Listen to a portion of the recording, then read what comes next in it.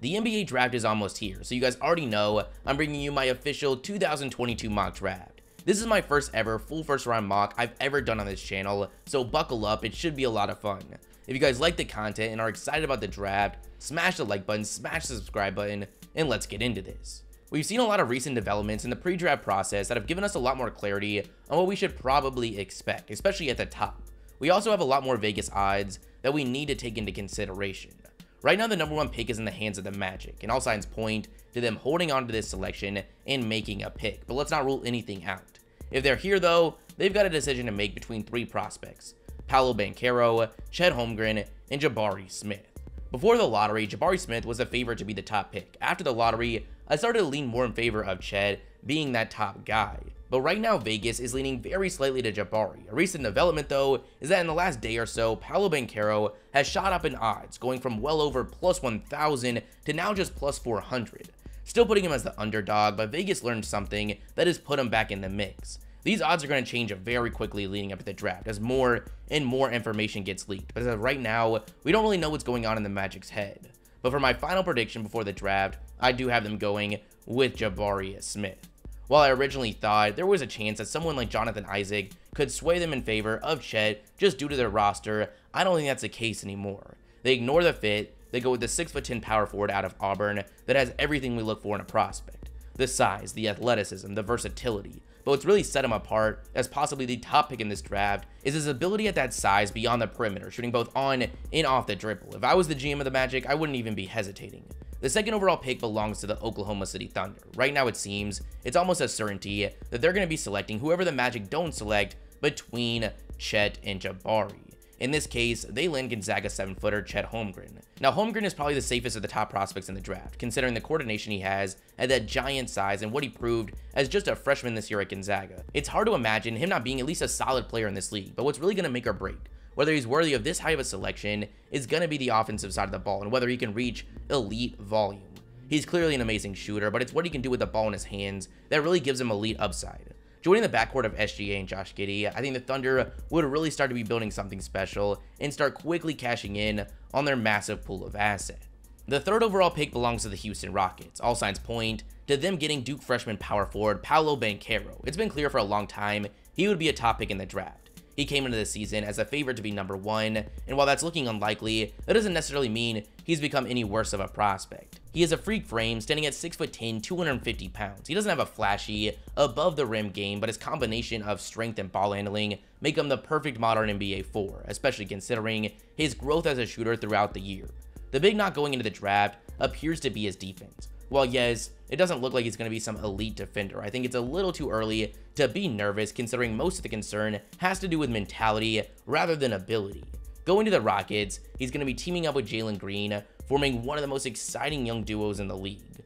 The fourth overall pick in the draft is in the hands of the Sacramento Kings. Now this is one of the more interesting spots in this entire draft, as we almost know for certain that Jaden Ivey is going to be going here. It's just a matter of what team is going to be selecting him. His value is too high compared to anyone else for the Kings to go elsewhere, but it's not a match made in heaven roster-wise with the presence of both De'Aaron Fox and Davion Mitchell. There's a serious chance we see a team trade up here, but for this video, we won't be predicting any trade. Ivey is one of my favorite prospects in this draft, and I really think in most years he would be going even higher. It's pretty simple. He's 6'4" with a 6'9" wingspan. He's arguably the most explosive player in this draft, and he came into this past season at Purdue having already shown what he could do defensively, but needed to prove more on the offensive side, and that's exactly what he did. He went from 11 points on terrible efficiency to 17 on amazing efficiency. If I were a Kings fan, I would just be praying that they don't trade down, as man, would this have a real chance to be looked back on and laughed at, as we've done with most of the Kings front office decisions for a very long time.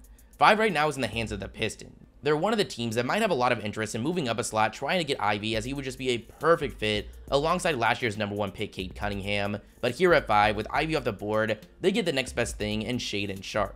Sharpe was a late bloomer when it came to the recruiting rankings, but somehow managed to jump all the way to the number 1 pick before going to Kentucky in the middle of this past season where he didn't receive any minutes. He's a 6'6" shooting guard that has incredible talent and jaw-dropping athleticism, but right now, he's still super unproven. We are yet to see him past the high school game. The Pistons are taking a gamble here. Maybe they're getting a guy that would have been the clear top pick if we got the chance to see him on the college court, or maybe they're getting a guy that would have let us down and fallen down the board. We don't know, but given the Pistons situation, I really like this decision here.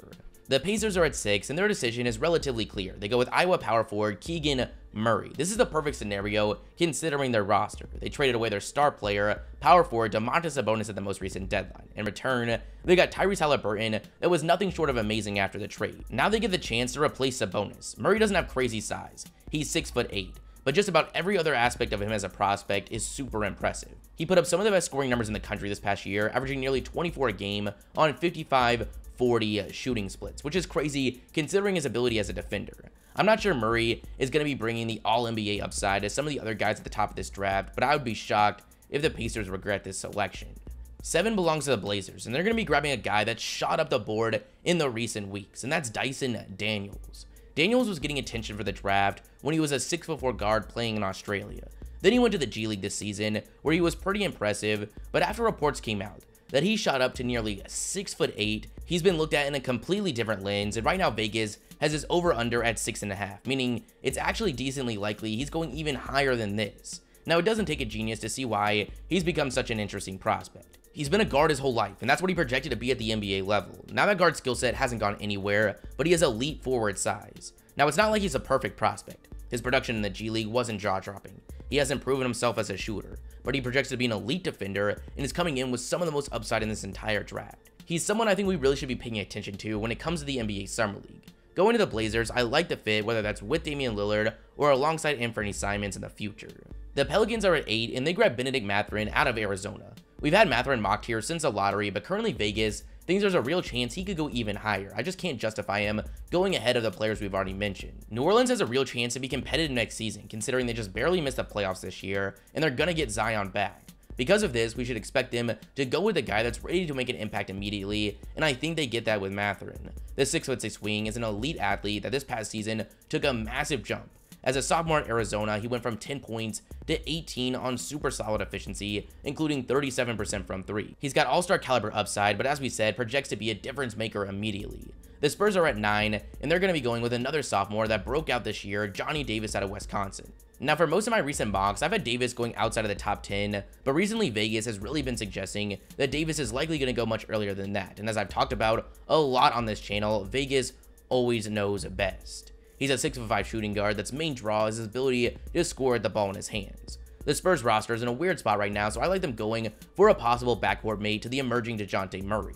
The Wizards are at 10, and they're going to actually grab AJ Griffin out of Duke.